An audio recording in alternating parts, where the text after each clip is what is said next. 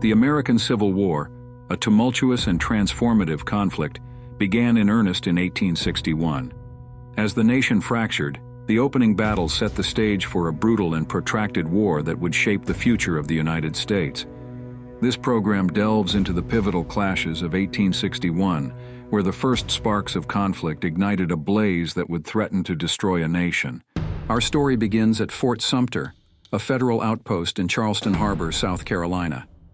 On April 12, 1861, Confederate forces, eager to assert their newfound independence, opened fire on the fort.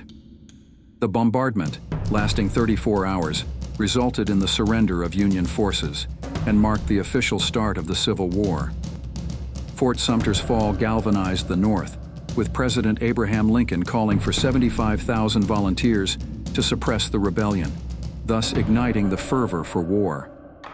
The battle lines were drawn, and the next major clash occurred at Bull Run, near Manassas, Virginia. On July 21, 1861, Union and Confederate armies met in what would become the first major land battle of the Civil War. Known also as the First Battle of Manassas, this encounter shattered any illusions of a short and decisive conflict.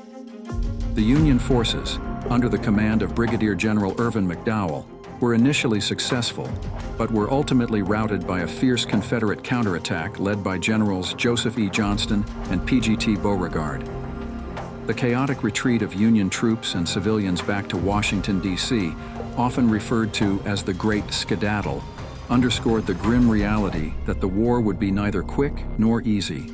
As summer turned to fall, another significant engagement unfolded along the banks of the Potomac River.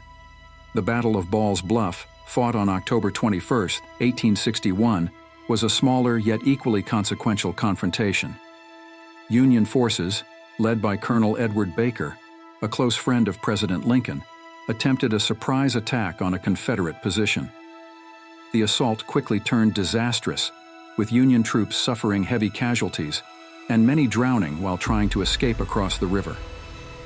The defeat at Ball's Bluff led to the establishment of the Joint Committee on the Conduct of the War, reflecting growing Northern frustration and the demand for accountability. These early battles of 1861, Fort Sumter, Bull Run, and Ball's Bluff, and several other minor engagements were harbingers of the immense struggle ahead. They illustrated the ferocity and complexity of a war that would test the nation's resolve and redefine its future. We'll explore these critical moments in depth, delving into the strategies, leadership, and bravery that marked the dawn of the American Civil War.